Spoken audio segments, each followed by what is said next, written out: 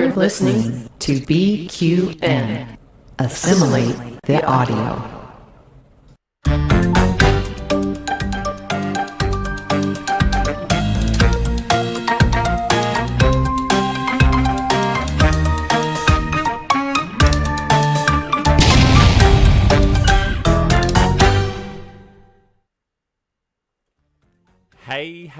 Hey everyone, welcome back to the Treknicity Quiz. It's me, Davey, and you are watching the internet's first ever Star Trek game show, or at least the only one I host, so that's all I'm going to say about it. I'm not worried about the competition. I'm not worried at all. I don't even notice that they're there. It's fine. You can see I'm flying solo today, everyone. And hey, unfortunately, the beautiful MC is feeling a little under the weather today, but don't worry, she's resting up and she will be back faster than you can say kapla. So it's a bit of a solo journey in this this runabout of mine, all the way to the Badlands and back. But that's fine. That's fine. I can see we've got a few people joining us in the live chat. A big hello to Sam and Wes and Sean. Hope you are going to play along today. And if there's anyone else in the chat, join in the fun. Join in the fun. And if you're listening or watching the replay, guess what? You can still play along with your friends and family at home as well. Before we begin today, I'd just like to give a big shout out to all of our BQN Podcast Network patrons, especially to this show's associate producers. Sam, he's in the chat.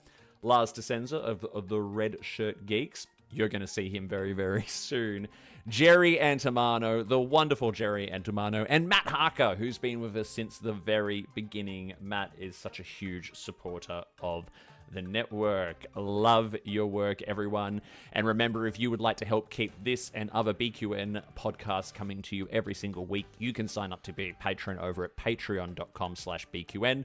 For as little as $1 a month, you get all kinds of exclusive content, extended episodes, early releases, mini quizzes, my new warp speed reviews, Amy's math moments, and also opportunities to actually be in some of our shows, which is really, really cool. We understand that Patreon's not for everyone, but you will never see an ad on our network because of the people who generously provide a little bit of funding to our Patreon page. There are other ways that you can support this show as well. If you are watching on YouTube, hit that like button and subscribe to the channel. If you listen to the audio podcast, make sure that you do a review. Leave us a 5-star review on your podcast platform of choice.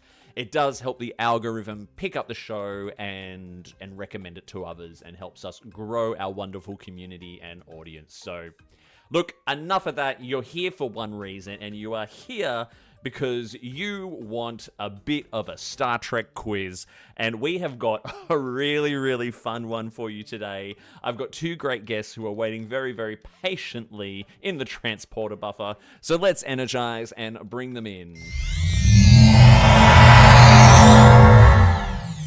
From the Treknicity Podcast, it is Lars and Mike. Woo! Lars, associate producer of the show and designer of the Treknicity Quiz logo, by the way. Long time, buddy. How you been?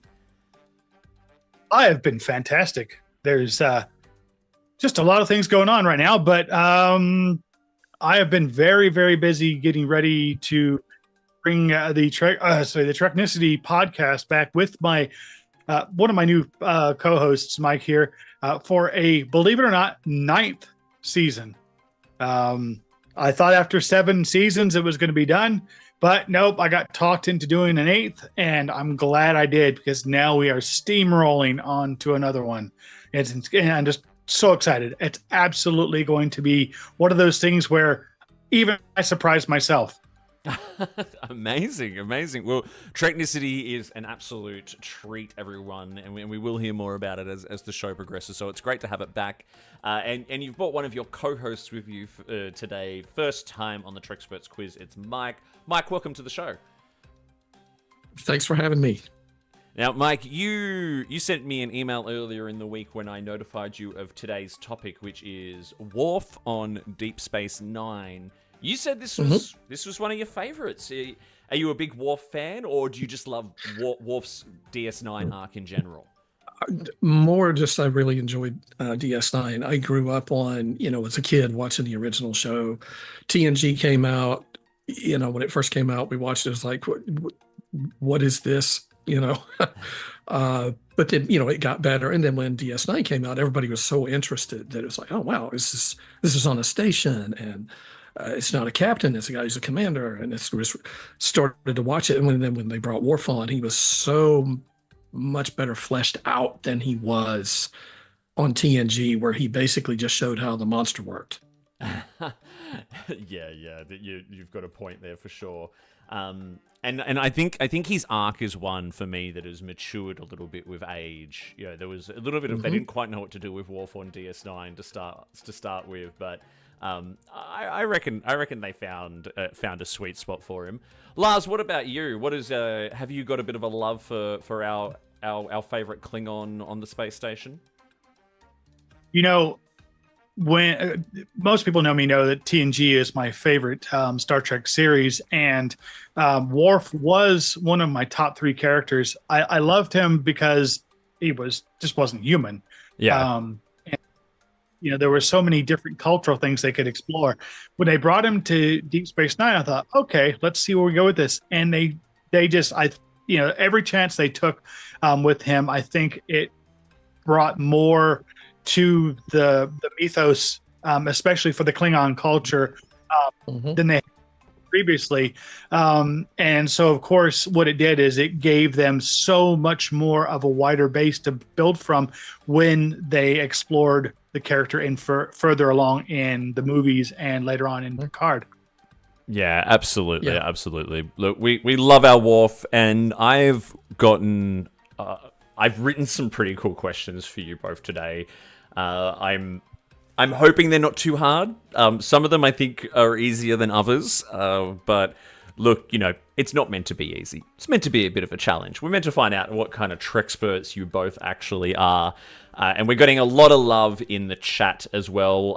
We've got Wes Huntington, who is just cheering for you like crazy, Lars. So you've got a little cheers squad going on in there.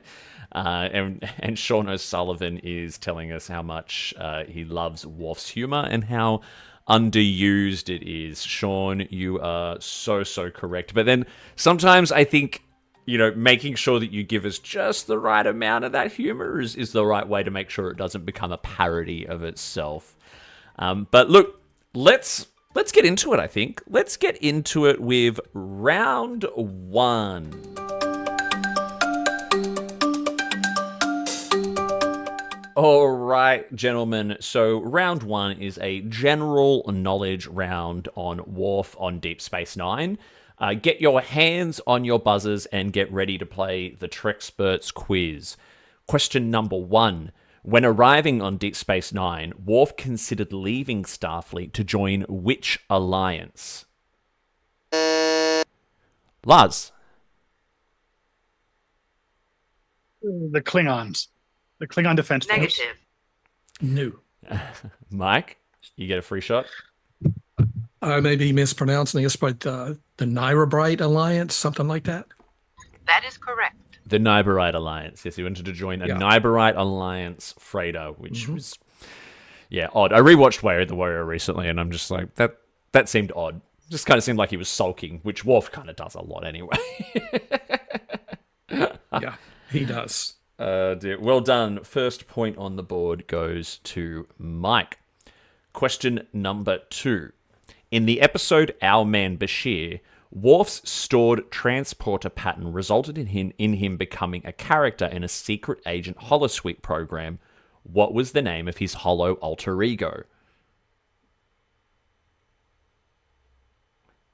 Oh, we got some confused looking faces there. Come on, Beverly. Beverly wants you to get into it. No one wants to take a guess? I know it's Mr. It's a French name, Mr. Do something, but it's not Dufresne. That's the guy from Shawshank. I can't remember exactly what it is. It's something like that. Buzz in if you want to have a guess. There's no penalty for guessing. 3. Well, I'm pretty sure Go, Mike. Mr. Do somebody is not it. Mr. Do somebody. Insufficient data. We'll give you one of those. There's a lot of people guessing in the chat, but not quite getting it right. Lars, do you want to have a shot? Oh, I wouldn't even know where to start on that one. Oh, good. Unable to comply. Duchamps. So you were circling there. There was a bonus point for this question. I'll still ask it. Buzz in if you know. Which runabout was destroyed at the start of the same episode? Mike? Rio Grande. Negative. Yeah. Took a shot. Lars, I'll give you a shot. Go for it. I'll say the Yangtze King. Negative. No, it was the Orinoco. So That would have been my fourth guess. Yeah. So if you recall, the Orinoco was destroyed. There was an emergency beam out. They had to store them in the transporter pattern, and then somehow they wound up becoming a part of the Holosuite program. Question number 3. In the episode Starship Down, Worf had to command the Defiant from what section of the ship? Mike. Main engineering. That is correct. That is correct. Yeah, it was. It was engineering, and had a very typical Star Trek episode. Officer gets their first command, and it's happened to Data. It's happened to Spock, and crew basically go off at them for being unhuman in their approach to management. All right, question number 4. The Klingon advocate Shapok demanded that Worf be extradited to the Klingon Empire as punishment for doing what? Mike again. He was escorting a convoy and fired on a Klingon freighter with civilians on it. That is correct. That's correct, yes. So opening fire on and allegedly destroying a Klingon civilian transport, which was later proved to be incorrect. That's 3 points so far for Mike. Lars yet to get one on the board, but still a lot more questions to go. Question number 5. What did Worf find hiding in a nebula right before being thrown into a Dominion prison? Mike. It was a Dominion fleet.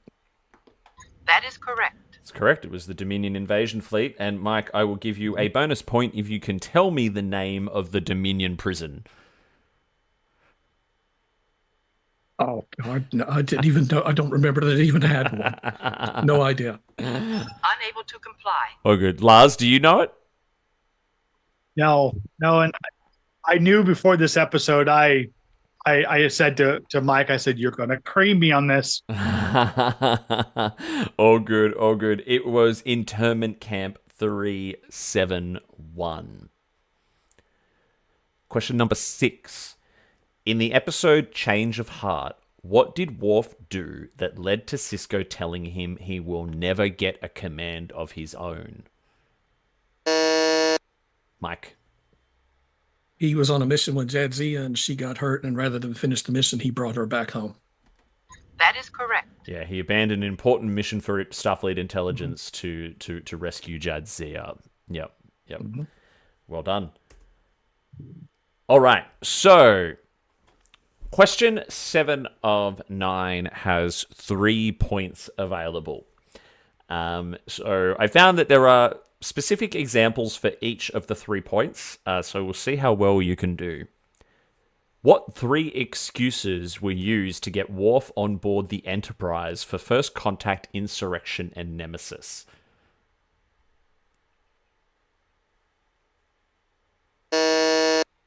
Mike.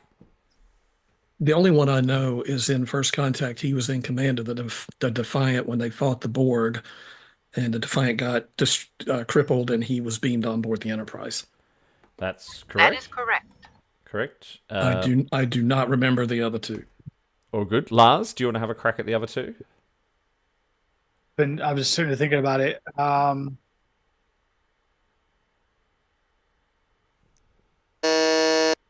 Go for it. In Insurrection, he was brought in to deal with Data, who had malfunctioned. Not quite. Not quite. Do you have a shot at Nemesis? No, I kind of blacked that whole movie out, you know. Fair enough. Fair Unable enough. to comply.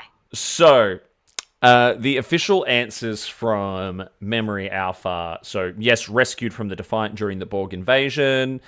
And Wes has just got it very specifically for Insurrection, which was Worf visited the Federation colony on Manzar to establish a new defense perimeter against the Dominion. At this opportunity, however, he visited his old friends on the Enterprise E, which was on a diplomatic mission nearby.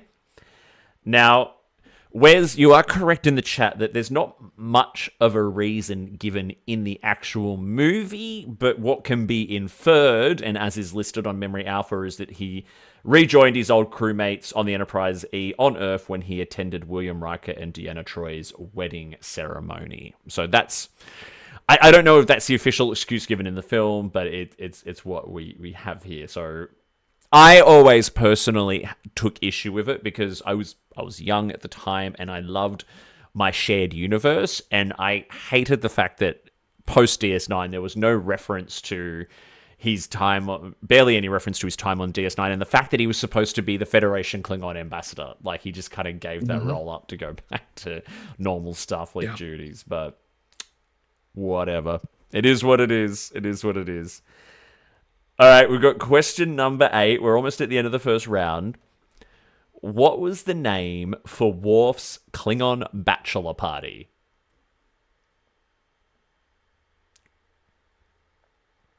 Come on, Beverly. Yeah, man, you got this. No, we're getting a lot of confused looks. All right, I'm going to count you down. Remember. 3, 2, 1. Unable to comply. Sam in the chat got it right as I hit unable to comply. It was the road to Kalhaya, or I would have just accepted Kalhaya. However, there was a bonus point for this question, which I will still ask and give one of you an opportunity to pick up. How long did it last?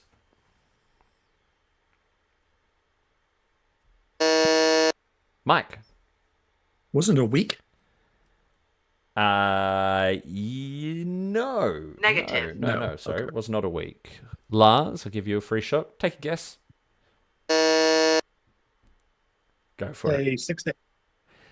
No. Negative. Sam said 6 days in the chat. However, I think I saw Wes and Sean get that right, which was 4 days. It lasted for 4 days. And it was not the exciting, debaucherous 4 days that Bashir and everyone were hoping for.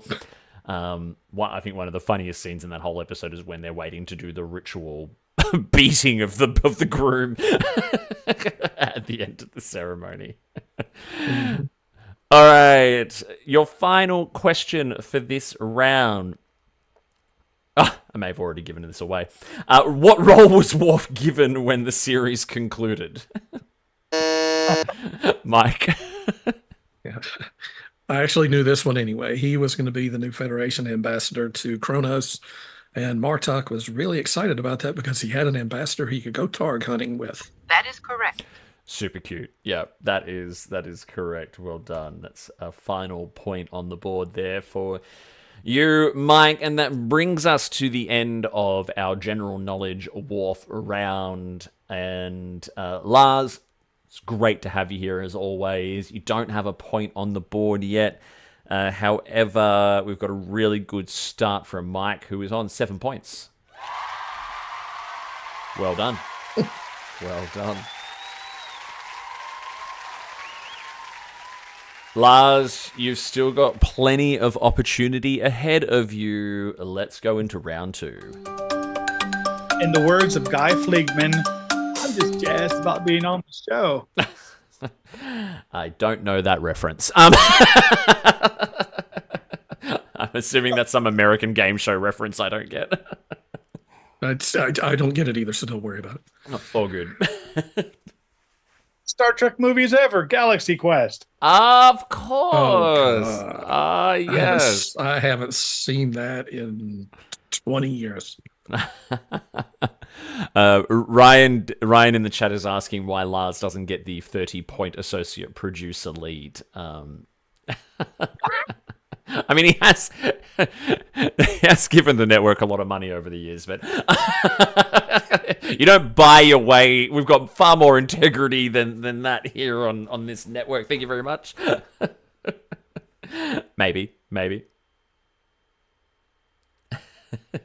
All right, let's dive into your second round, which I'm calling Worf Says the Darndest Things. So in this round, we will be playing around with Worf quotes from DS9. Listen carefully. Sometimes I might just want to know the episode that the quote is from. Other times I may have other bits of information that I am looking for. So get your hands back on those buzzers and let's play Worf Says the Darndest Things. The first one, I just want to know what episode this is from. When Worf says, "We do not discuss it with outsiders." Lars. Trials and Tribulations. Well done, Lars. Let's do one of these for your first point on the board in round 2. Well done.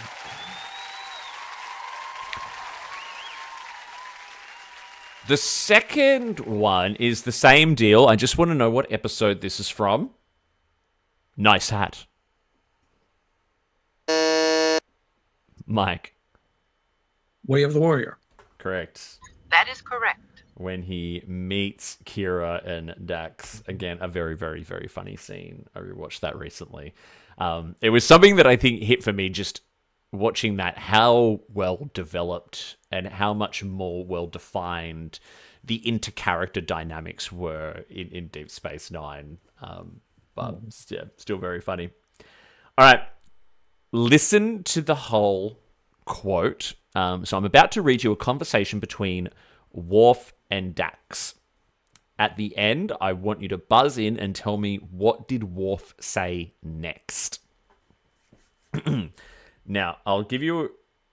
Oh, no, I don't actually have the name of the episode listed. Anyway, so Worf says, "Quark may lend you the money, but remember rule of acquisition number 111. Treat people in your debt like family. Exploit them." Dax then says, "You know the rules of acquisition?" What does Worf say after that?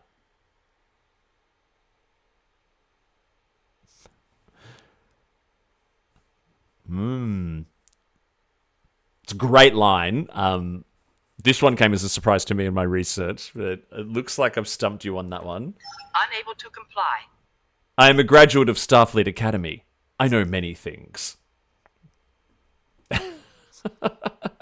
Sean got it. Sean got it in the chat. Well done, Sean. Good work. Good work. There's a bit of that Worf humor that we got on occasion, which I love. All right, your next one is another just a plain up name the episode. For 1 point, when Worf says, "Death to the opposition." Lars. Oh. Take Me Out to the Holosuite. That is correct. correct. Well done. It was Take Me Out to the Holosuite. Good work, Lars.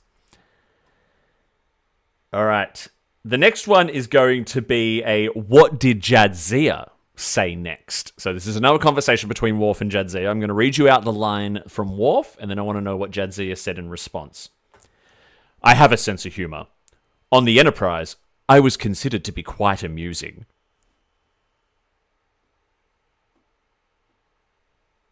Oh, come on. It's such a funny line. I love this one.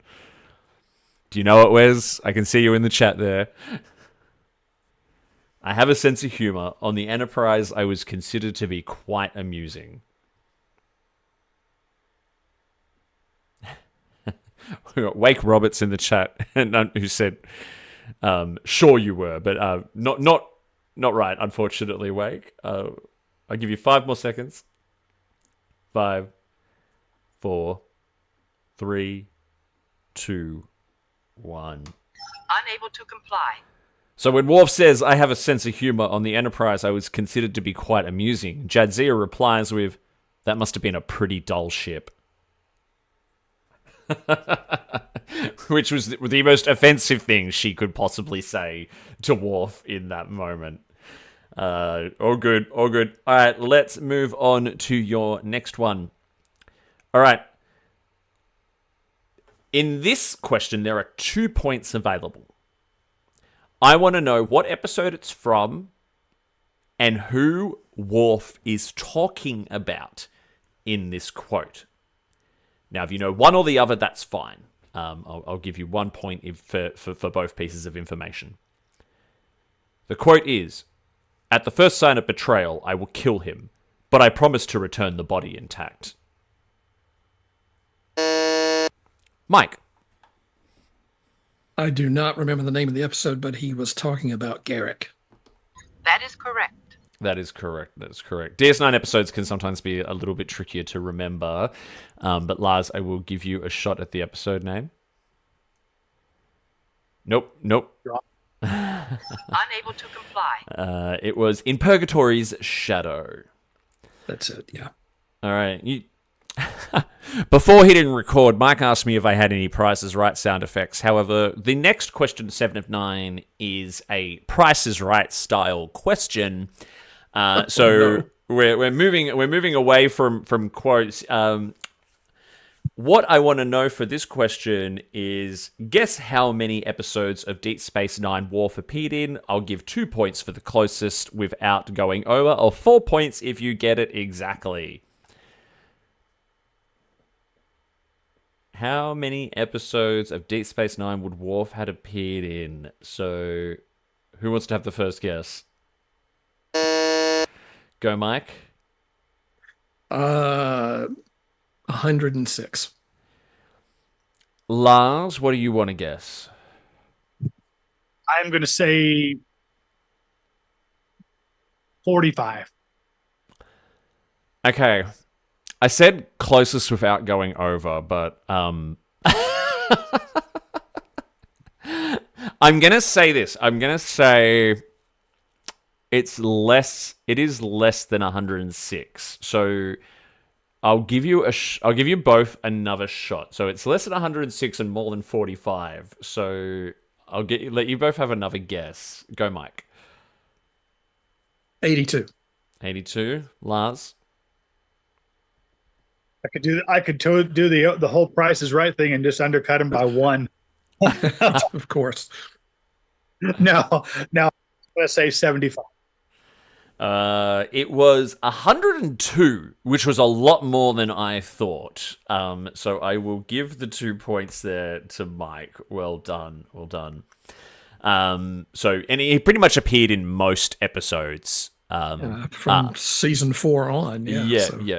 So he managed to. Yes, Sean O'Sullivan's trying to do the math in the chat and came up with 104.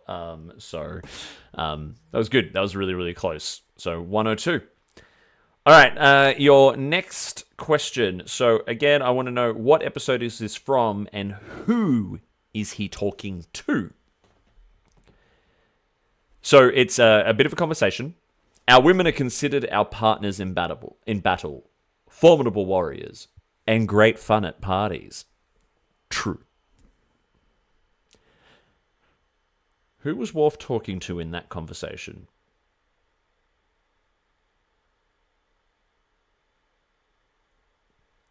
So it's 2 people talking. Worf says, our women are considered our partners in battle, formidable warriors. The other person then says, and great fun at parties. And Worf says, true. Who was the other person in that conversation? Don't be afraid to have a guess. Go, Mike. Is it Dax? Was Dax. That is correct. Any guess on what episode that might have been from, Mike? No. No. I remember him talking about it, but I don't remember what episode it was. Oh, good. Lars, you want to throw an episode title in the ring there? I'm so bad on most of the titles, but no, we're not Oh, even good. close. Unable to comply. The episode was called To the Deaf. All right, final question for this very challenging round. So again, name the episode and who Worf is talking to. Look at you. You stand so far away from me. You speak so softly, and you are afraid of me, or just disgusted by my presence. Go, Mike. I do not remember the name of the episode. I know which one it was. He was, if I'm not mistaken, he was talking to O'Brien or Odo, That is one of correct. the two. I took your first one there, which was O'Brien, which was correct. Well done. Lars, want to guess at the episode title?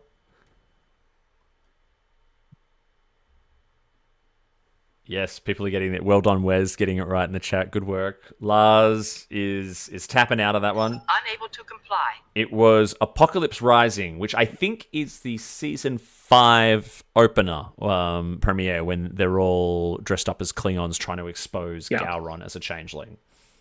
Yeah. All right, that brings us to the end of the Worf Says the Darndest Things round. Congratulations to you both. That was a tough round of trivia. At the end of that round, before we head into warp speed, we have got Lars on 2 points and Mike 10 points ahead on 12. Good work, good work. But hey, it can all change as we head into warp. All right, the warp speed round is our final round of the Trekexperts quiz. It is 20 questions that will come at you thick and fast. You still have to buzz in to answer, and if I do not get an answer or a buzz within a few seconds, Unable to comply. and we will move right on. You can do this, Lars. You've got an opportunity to pick up some points here. There are 20 points up for grabs in total, and it is still all about Worf. All right, I've got to do all of this by myself, so strap in. Question number 1. Worf helped uncover which high-ranking Klingon officer as a changeling? Mike. Martok. That is correct. Well done. Question number 2. Worf served on which Klingon ship as a first officer during the Dominion War? Unable to comply. The Rotaran, Martok's ship. So, Question number 3. Worf stole what from Martok's son Drex to get Martok's attention? Mike. his dagger. Yes, I will take That is correct. dagger. Lars, I'll give you a point if you can tell me the Klingon name for it. Oh, I want to say a Bildnak. Negative. No. Doktog or something like that. It was Ducktag. Yeah, that was what we were after. I was willing to take either or there, so that's fine.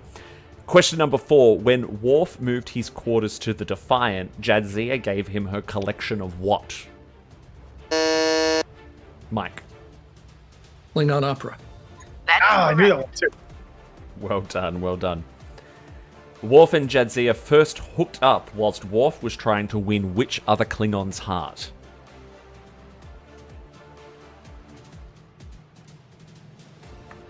Unable to comply. The Lady Grilka. Question number 6. Worf and Jadzia took their first holiday on which planet? Mike. Risa. That is correct. Good work. Question number 7. At what point during his wedding did Worf want the ritual Targ sacrifice to take place?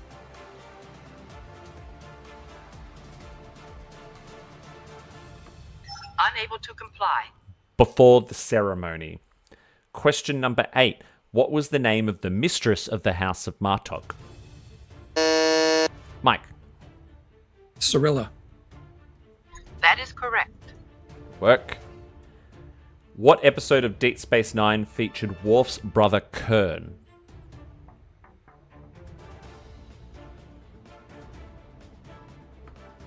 Unable to comply. Sons of Moog. Kern wanted Worf to help him do what? Mike. Commit suicide. That is correct. Yes. Very, very rough episode to watch.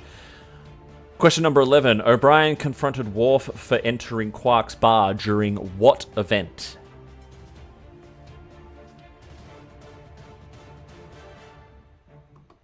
Unable to comply. A Union strike. Question number 12. What Ferengi beauty tool did Worf take a liking to?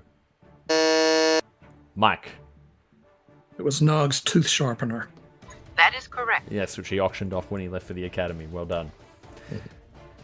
Question number 13. Worf took part in a joint operation with the Dominion on Vardros 4 to destroy what ancient piece of technology? Mike. Iconian Gateway. That is correct. Good work. Question number... Yep. I can see you signed into the buzzer, Lars. I know you're there. Question number 14. Worf adjusted holiday plans to avoid what event in the O'Brien's life? Lars. Birth of their child. Correct. That is correct. After having delivered Molly and being traumatized by the experience. Question number 15. Ezri rescued Worf from an escape pod from which destroyed Klingon ship? Mike. The Rotaran? No, it was not the Negative. Rotaran. Lars, you get a shot at this one? Nope. Unable to comply. The IKS Karaga, which he was captaining temporarily at that sort of like 8-episode arc towards the end of the series. Question number 16. This event led to their first encounter with which species? Mike. The Breen. That is correct. Well done. Question number 17. Dax, Kor, and Worf found which legendary weapon? Mike. Sword of Kahless. That is correct. That's correct. Well done. Alright, question 18. Tural returned in this same episode. Tural was the son of who?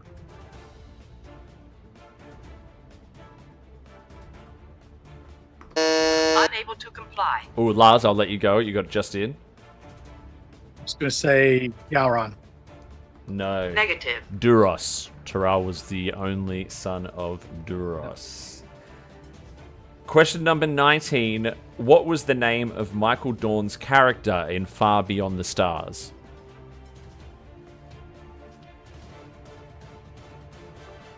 Unable to comply. Willie Hawkins. All right, your final question for the warp speed round. We haven't done this for a while. We're going to do an impersonation. I love these, and it's not going to be from Deep Space Nine. It's actually from TNG. I'm going to judge this. I'm going to give 2 points to whoever I feel does it best. And chat, I want you to weigh in on who you think does this best as well. I want you to give me your best impersonation of Worf raging once he realizes what role he has to play in Q's Robin Hood simulation. Mike, since you're in the lead, I'm going to let you go first. All right, let me put on my war force. I am not a married man. Good work. Good work. And Lars. I object. I am not a married man. Good work. Good work. Good work. It's a tough one there. It's a tough one. I mean, I wish I could have given you one of a ukulele to smash against a tree, but, you know, hey, we do what we can with what we have. Chat, I'm interested to hear who you think did the best one there. Everyone's just having fun, just... Everyone's saying it wasn't the full line.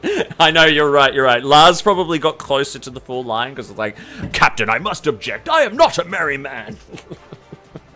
So I think everyone's saying, oh, actually, we kind of split 50-50. Actually, we got a lot of people saying Lars should get the points because he was closer to getting the full line more accurately.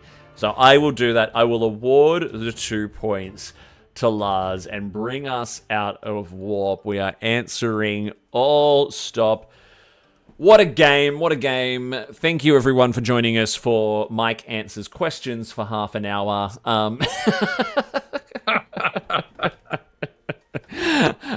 It was a lot of fun. But at the end, there can be only one. And Lars, you ended the game on 5 points. And Mike, you took it home with 22 points. Well done. Well done. That's really, really good work. So, as is tradition, you get to give us a victory speech. I don't know whether to be proud or ashamed that I know that much about Deep Space Nine. That's always been, it's definitely been my favorite iteration of Star Trek. And we've talked about this on our podcast. We get into a lot of deep discussions about Star Trek on our show. That I liked it the most because they were on a station. Mm-hmm. It was very character driven. I mean, I can't think of another show that I've ever seen where the son of a minor background character ended up being a major character with a really creative, cool character arc on his own. Mm-hmm. I'm thinking about Nog. He started out as Jake's little friend, and then by the end, he's got one of the greatest story arcs in the whole show, where he gets his leg shot off and he has PTSD. Mm-hmm, mm-hmm. The show really did a great job with doing this character-driven stuff, and that's one of the reasons I really loved it. Yeah, and your passion for it shines through. Your knowledge was really spot on and really, really sharp. So congratulations for winning today. Lars, have you got a concession speech, as is tradition? Of course. Well, I mean, if I have to concede to somebody, it couldn't have been a better opponent. So again, I love coming on this show, and I kind of put on I suck, I'm no good at this, but it's true. That's not the point. The point is I thoroughly enjoy coming on here and being part of this community and having an opportunity to flex what muscles I do have with some wonderful competitors and, of course, our fabulous host. Thank you so much. That's so sweet of you, and it's always amazing to have you on the show. And we do, everyone, I can't emphasize enough just how much we need to thank the wonderful Lars, who I'm keeping on the spotlight here, for everything he's provided to this show. Even when I was early on in the show, he helped me understand how to use OBS to go live. He designed our current logo. He might be designing an update that might be coming soon in the 3rd season as well, or the 4th season. How many seasons have I done now? 3. This is season 3. So there's lots of fun stuff happening. And of course, Lars, I'll let you take it away and let everyone know about Treknicity and how they can find your show online. Yes, thank you. So Treknicity is available. All the episodes are available at Treknicity.com. That will take you to our YouTube page, which features the first 7 seasons of the show as they may be, and also a very, very exciting and fun season 8 that we just wrapped up not long ago, and we are in the midst of preparing for season 9, which will be premiering next month. And you can also find us on all your socials at Treknicity. And of course, I always have to say, rock out, which is Spock out.